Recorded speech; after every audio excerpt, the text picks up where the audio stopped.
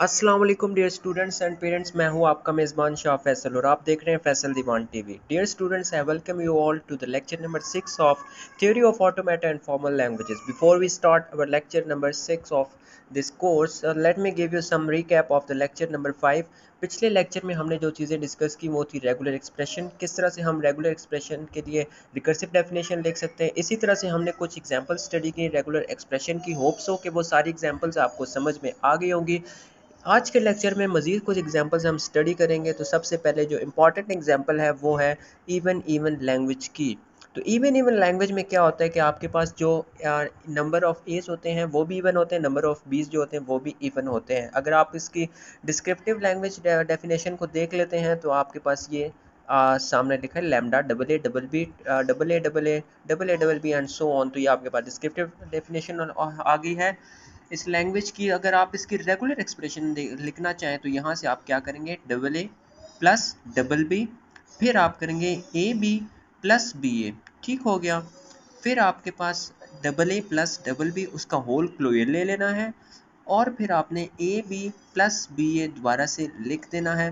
ठीक हो गया। और फिर आपने उसका होल क्लोजर ले लेना है। तो इस तरह से आपके पास जो नंबर ऑफ़ एज हैं और नंबर ऑफ़ बीज हैं वो इवन रहेंगे।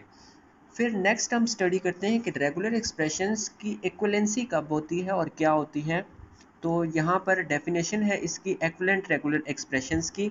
दो रेगुलर एक्सप्रेशन तब एक्विवेलेंट कहलाते हैं जब वो सेम लैंग्वेज जनरेट करते हैं। एग्जांपल आप देख लेते हैं, R1 A plus B star double A plus double B, R2 A plus B star double A plus A plus B double A. बस सिंपल आपने इसको स्प्लिट करके लिख दिया है तो ये आपके पास सेम लैंग्वेज की स्ट्रिंग जनरेट कर रही है एंडिंग इन डबल ए और डबल बी। तो इस तरह से आपके पास जो रेगुलर एक्सप्रेशन है वो एक्विवेलेंट भी हो सकते हैं। ठीक हो गया।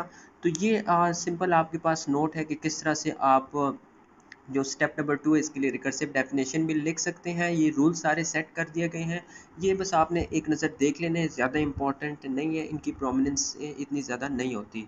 Next fourth method of defining languages जो है वो फाइनाइट ऑटोमेटन है। इसके आपने सबसे पहले आपने कुछ जो फॉलोइंग स्टेप्स हैं ये देख लेने हैं। इसमें क्या क्या होता है। It includes finite number of states, यानी कुछ स्टेट्स होते हैं जिनमें से एक इनिशियल होती हैं और कुछ फाइनल स्टेट होती हैं। Finite state of some input letter sigma होता है, कुछ सिग्मा उस पे जिस पे स्ट्रिंग्स जनरेट की जाती हैं सिग्मा होता है। Finite set of transitions for each state and for each input letter there is a transition showing, मतलब कि कुछ ट्रांजिशंस होती हैं एक स्टेट से दूसरे स्टेट में, फाइनल इनिशियल से और 1 पे 2 पे और फिर फाइनल स्टेट पे। इसी तरह से आप इसके लिए ट्रांजिशन स्टेटमेंट्स किस तरह लिख सकते हैं ये आगे चल के हम आपको प्रॉपर एक्सप्लेन करेंगे तो आपको समझ में आएंगी। अभी आप इसको एक नज़र बस देख लीजिए कि ये बेसिकली आपके पास क्या चीज़ है। इसी के लिए आप ट्रांजिशन स्टेटमेंट्स को देख के आप ट्रांजिशन टेबल भी बनाना सीखेंगे। तो ये हम आपको आगे चल के प्रॉपर एग्जाम्पल के साथ दिखाएंगे, लेकिन आप प्रॉपर इसको बनाना सीख लें कि सबसे पहले आपने ओल्ड स्टेट्स लिखनी है XYZ, फिर new states reading A read करने के बाद बी रीड करने के बाद एक्स पे जब वो ए रीड करेगा कहाँ जाएगा, एक्स पे बी रीड करेगा वो कहाँ जाएगा। तो इस तरह से आपने इसका ट्रांजिशन टेबल बनाना है। ठीक हो गया। नोट है आपके पास, it may be noted that the information of F A given in the previous can be depicted by the following diagram, जिसको हम F A finite automatic transition diagram का भी नाम देते हैं। तो अभी यहाँ पर आपको बता देते हैं कि यहाँ पर बेसिकली क्या हो रहा है। एफ ए आगे चल के हम आपको बनाना सिखाएंगे, बस ये एक नोट है, ये देख लीजिए।